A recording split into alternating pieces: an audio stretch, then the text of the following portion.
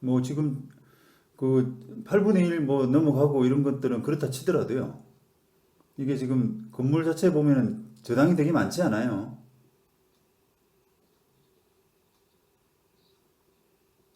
예, 채권 채굴이 11억 정도가 되는데 그거는 뭐 감안 안 하셔도 돼요.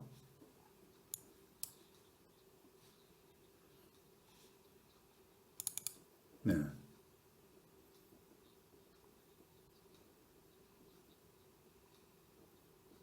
건물 지금 건물이 잠깐 봅시다. 건물이 몇 층 건물이죠? 아, 제법 규모가 있구나. 예. 그래요.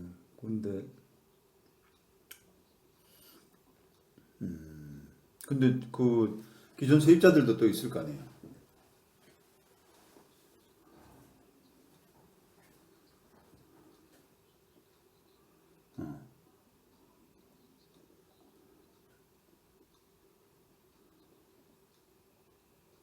그렇군요. 근데 이제 그 2층은 비어 있고 그래서 그 1, 2층을 함께 얻고 싶다 이 말 아닙니까? 뭐 하실라 그러는데 거기서 뭐 하실라 그러는데요.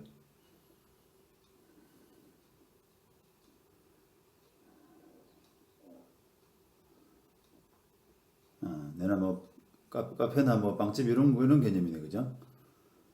제과점 이런 거. 그러면 제법 시설비도 들어갈 거 아니에요.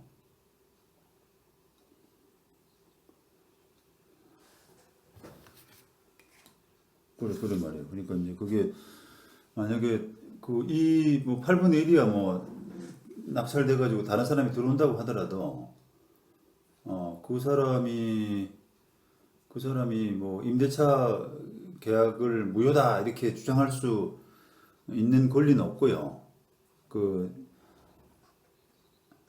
예, 지분이 소수지분권자라서 그게 이제 조금 법적으로 이야기하자 그러면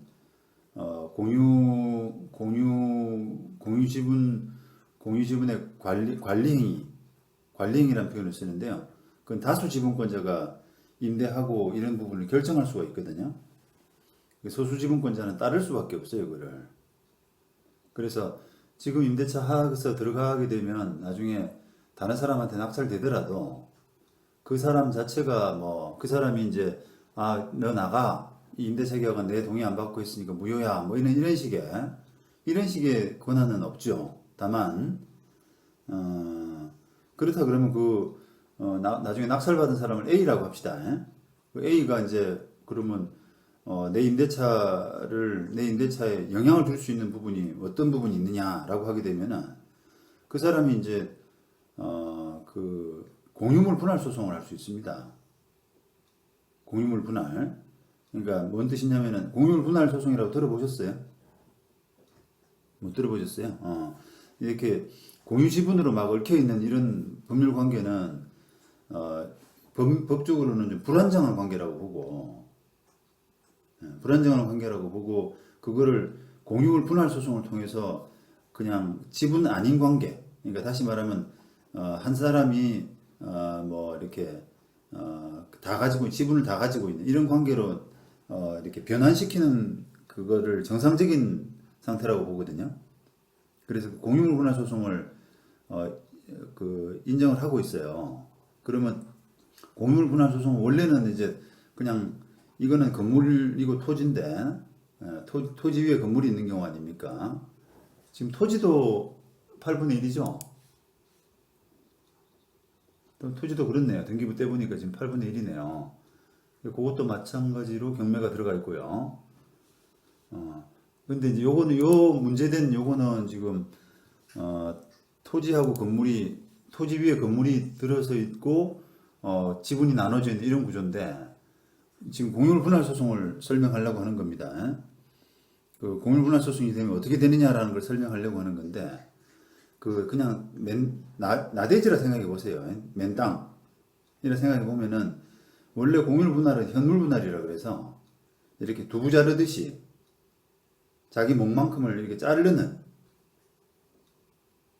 잘 들리시죠?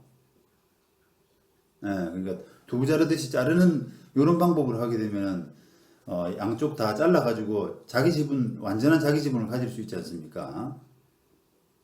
그러니까 1이 되는 거죠, 각자가. 그죠? 근데 이제 이거는, 그런 방법은 이제 현물 분할인데 그게 원칙이긴 하지만 지금 이 사건처럼 토지 건물이 이렇게 지분 관계를 엮여 있으면은 건물을 두부 자르시 자를 수가 없잖아요. 그러다 보니까 이제 이런 경우에는 거의 그 100% 경매 분할로 갑니다. 그러니까 다시 경매 넣을 수 있다 이 말이에요, 그 사람이. 그러면 어떻게 경매라는 게 어떻게 되느냐라고 하면은 그 토지 건물 지분 전체가 경매로 나와요. 그러니까 이제 지금은 이게 지분 경매라고 그래서 8분의 1만 경매가 나와 있잖아요. 근데 이제 A가 낙찰을 받아서 8분의 1 지분권자가 되면은 그 보통은 이제 뭐 다수 지분권자들한테 뭐 내가 낙찰받은 걸 사라든지 이렇게 협상을 하다가 그 협상이 여의치가 않게 되면은 보통은 이제 높은 가격을 부르겠죠. 그래서 높은 가격을 불렀는데 상대방이 안 받아들이게 되면은 좋아. 그럼 나는 공유물 분할 소송을 할 거야라고 해서 경매 분할로 이제 처리를 할 수 있다 이 말입니다. 그러면 건물 전체 이제 지분이 아니라요. 1분의 1 건물 전체, 토지 전체 이게 다 경매로 나와요. 그러면 잠깐만요. 그러면 내 임차인의 지위는 어떻게 되느냐라고 하면은 지금 선순위 저당이 있잖아요. 그죠? 선순위 저당이 있기 때문에 대항력이나 이런 것들이 없어요. 아예. 예, 대항력이 없으니까 그 낙찰을 받은 사람, 그걸 전체를 누군가 낙찰을 받게 되겠죠. 그 낙찰을 받은 사람한테 내 기간을 보장해 달라라든지 이런 권한이 아예 없다 이 말입니다. 다만 뭐 확정일자 같은 걸 하게 되잖아요. 그 순서에 따라서 뭔가 배당받을 수 있는 권리는 있는데 그게 이제 뭐 보증금이 사실 작으면은 그 배당받는 게 의미가 없는 것이 보통 경매 들어가게 되면은 내가 차임을 안 내거든요, 보통 세입자들이. 그러면 만약에 5천 보증금 5천에 뭐 월세 500이면은 10달만 연체하면은 보증금은 다 까지잖아요. 그러니까 이제 그거는 사실은 확정일자를 통해서 뭔가 우선 변제권, 내가 순위를 가지고 그 배당 받는다는 그런 권리는 별로 쓸모가 없다 이 말입니다. 문제는 지금 이제 새로 들어와가지고 인테리어하고 이런 것들이 낙찰 받은 사람이 한테 그거를 내 거를 보호해달라. 나는 권리도 기간도 남았고 뭐 대항력도 있고 이런 이야기가 안 되니까요. 그거를 이제 고스란히 날릴 수가 있다는 겁니다. 그게 정답이에요. 중개업자들이 뭐 이러쿵저러쿵 하는 이야기들은 그거는 이제 법을 정확하게 몰라서 하는 이야기들이고요. 이게 그러니까 뭐 단답형이 아니죠. 예를 들면 이게 뭐 시설이 얼마 안 드는 거면 사실은 별 부담이 없을 수 있습니다. 왜냐면 내가 보증금 해서 월세를 했는데 만약에 우려했던 그 공유물 분할 소송이 들어간다. 소송 들어가지고 내가 어떻게 될지 모르겠다라고 하면 즉시 차임을 연체하면 되거든요. 그럼 경매는 한 1년 걸리니까 보증금은 다 어떻게 보면 회수하는 거죠. 예? 그러니까 투자비가 많이 안 들어가는 데는 들어가도 상관이 없는데요. 이게 시설 투자비 이런 것들이 많이 들어가는 데는 조심하셔야 돼요. 예.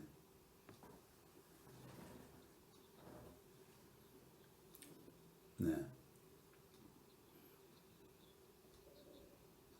그렇죠. 그렇죠. 네. 소수 지분권자든 다수 지분권자든 다 가능하죠.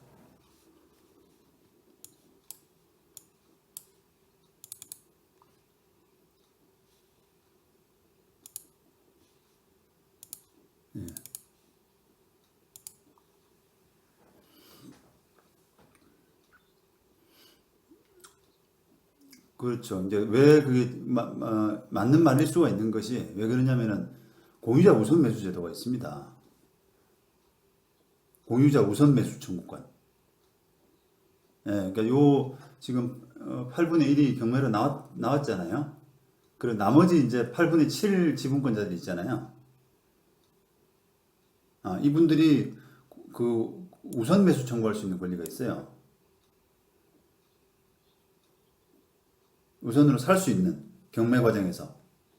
예, 그런 권리가 있어서 이제 다른 제3자가 조금 덤벼들기가 어려울 수가 있는데, 뭐 그렇다고 해서 이제 그 전혀 가능성이 없는 건 아니고, 실제로도 그 다수 다른 지분권자들이 매수를 못하면서, 어영부영 못하면서, 매수증권 행사를 못하면서 다른 사람한테 낙찰돼 버리는 경우가 간혹 있죠.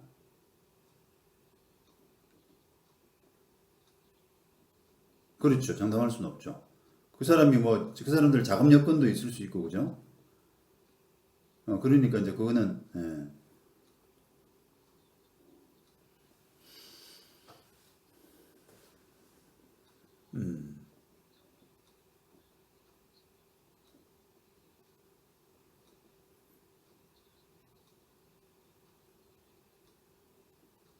뭐죠. 그렇게, 보통은 그렇게 생각을 하죠. 취득을 하고 싶은데 좀 싸게 사고 싶다. 그게 보통의 이제 그 사람들의 생각인데, 그러다가 물건을 놓치는 거예요. 그렇죠. 예, 예.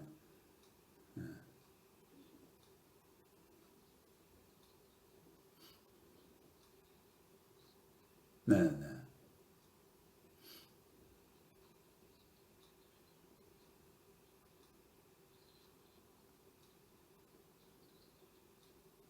아니면 이제 그 제가 만약에 그 의뢰인분 입장이라면, 물론 이게 이제 상대방한테 관철이 될지는 안 될지 모르겠지만, 내가 여기 임대차 하려고 그러는데 나중에 그 저기 다른 사람이 낙찰 받아가지고 이게 공유물 분할 소송으로 가면 복잡해진다. 그러니까 그거를 방지할 수 있는 거는 당신들이, 다수 지분권자들이 우선 매수할 수 있는 그런 방법이 있다고 하니까 그거를 반드시 하라. 그걸 만약에 한다고 보장한다 그러면 내가 임대차 계약을 하고, 그게 보장이 안 된다 그러면 내가 공유를 분할 소송 같은 거 나중에 우려가 있는데 그거를 감당하기는 좀 어렵다 이렇게 이야기를 하면서, 그러면 공유를 분할 저기 아닙니다. 그 우선 매수 청구권을 행사를 해가지고 자기들이 낙찰을 많이 못 받으면, 취득을 못 하게 되면은, 그거는 사실 돈만 내면은 무조건 그 낙찰을 받을 수가 있는 지위가 있는데, 그걸 제대로 안 했기 때문에 못 받는 거거든요. 그거는 명백히 이제 그 사람들의 책임이에요. 그러니까 이제 그걸 못 하게 되면은 나한테 시설비를 물어줘라. 그렇게 만약 임대차 계약에서 약속을 한다라고 하면은 그거는 이제 안전판이 될 수가 있죠. 물론 그 시설비가 이제 얼마인지 하는 부분도 이왕이면 조금 특정을 더 하시고, 그게 특정이 안 되게 되면 나중에 얼마인지 가지고 논란이 될 수가 있잖아요. 그러니까 이제 그런 약속을 하게 되면은 그 사람들한테, 임대인이죠. 우리와 관계에서는 임대인들한테, 이거는 분명히 우선 매수 정권을 행사해서 이 지분을 자기들이 가져야 된다, 확보해야 된다, 이런 부담감을 확실히 주는 거예요. 예.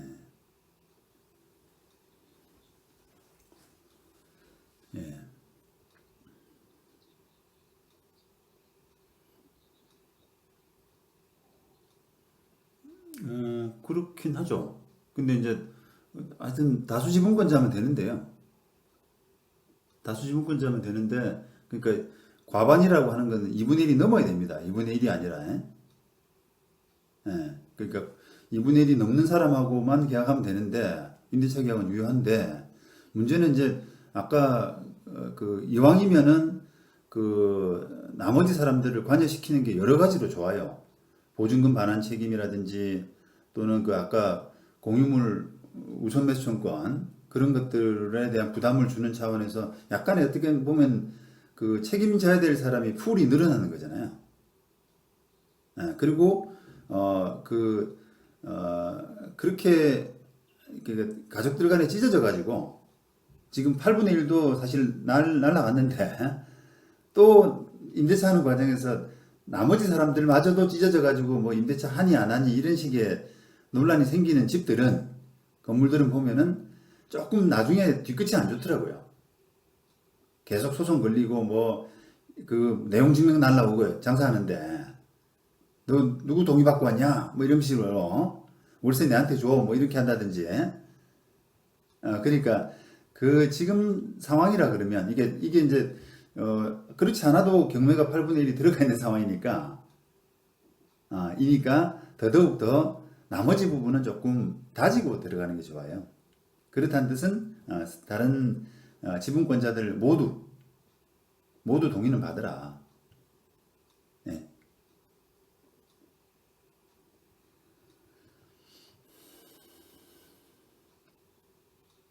네. 어,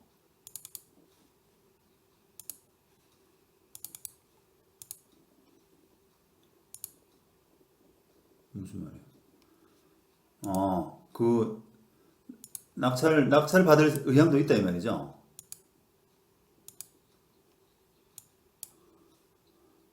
골치 아파지니까 내가 선제적으로 내가 받겠다. 그거는 이제 말씀하세요.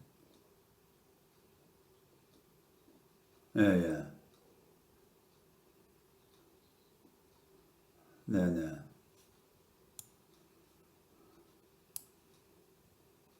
네, 네.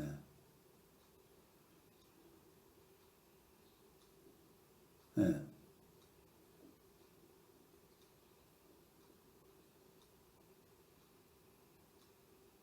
예, 그러니까요. 이제 그 임대차 계약도 사고 그런 게 아니라 그 이제 낙찰을 받게 되면은 당연히 뭐 세입자가 낙찰을 받을 수 있는 자격은 있죠.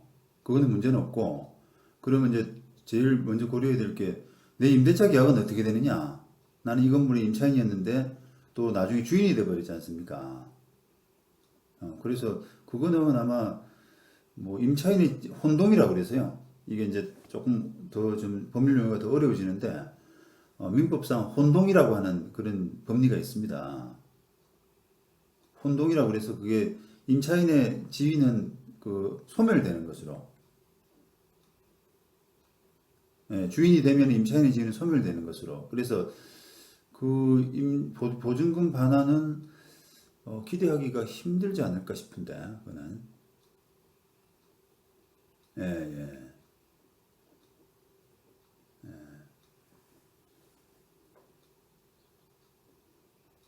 예, 예, 그렇죠. 그래서 아까 제가 말씀드린 것처럼 주인한테 한번 우선 매수 청구권 행사해 달라. 그리고 당신들이 못하면은 내가 이제 저기 시설비 같은 건 내가 보상받겠다. 다만 예외적으로 내가 낙찰을 받으면 시설비 청구는 안 하겠다 이런 식으로 단서를 하나 하더라고요. 근데 뭐 내가 들어가는 거는 의무사항이 아니라요. 나는 그냥 내 자유고. 근데 이제 그렇게 하려 그러면 좀 그 사람들하고 협조도 좀 필요할 수도 있잖아요. 저 사람들이 실제로는 자금이 없어서 못하지만 우선 매수권 행사하는 것처럼 하고 실제로는 안 하는 것으로 뭐 이렇게 약속을 한다든지 나중에 우리가 만약에 낙찰 받을 상황이 될 때 그죠? 그렇게 할 수 있는 약간의 무기도 되니까 그래야 계약서에 이제 그런 손해배상의 어떤 책임 이런 것들을 좀 부담을 줘야 그쪽에서도 이거 제발 좀 낙찰 받아 가세요. 그렇게 할 거 아니겠어요, 그죠? 그 협조를 적극적으로 해준다 이 말입니다.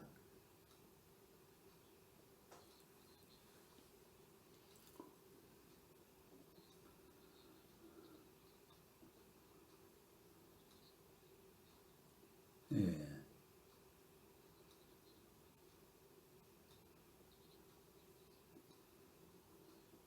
예,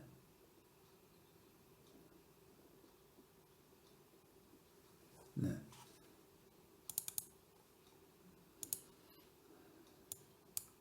예.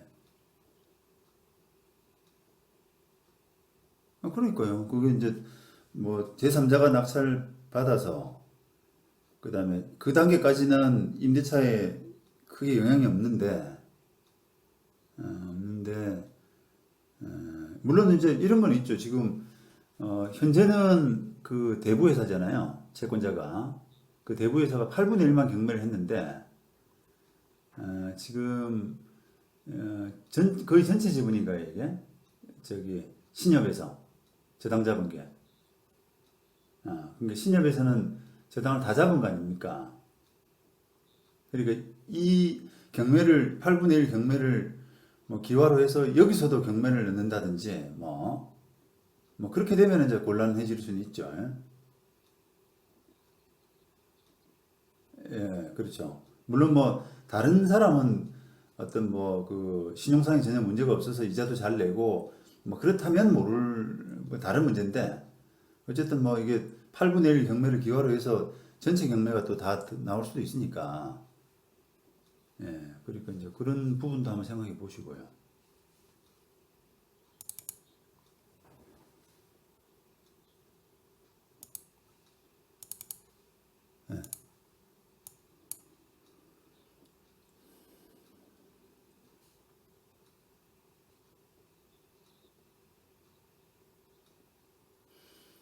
조금은 그러니까 아까처럼 그 뭐 시설비 적게 하고 보증금 적게 하고 들어가면은 어 이게 우려되는 상황이 바로 어떤 데미지가 되는 게 아니라 누군가 낙찰 제3자가 낙찰받고 그 사람이 그 경매 분할 소송을 해서 경매 들어가고 이렇기 때문에 아마도 건물 전체가 다른 사람한테 뭔가 이렇게 그 경매될 수 있는 그 최종적인 어떤 그 시간은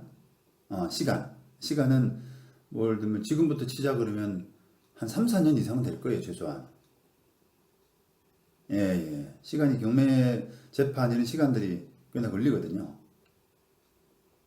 그러니까 이제 그런 그 정도 내가 상상하면 된다.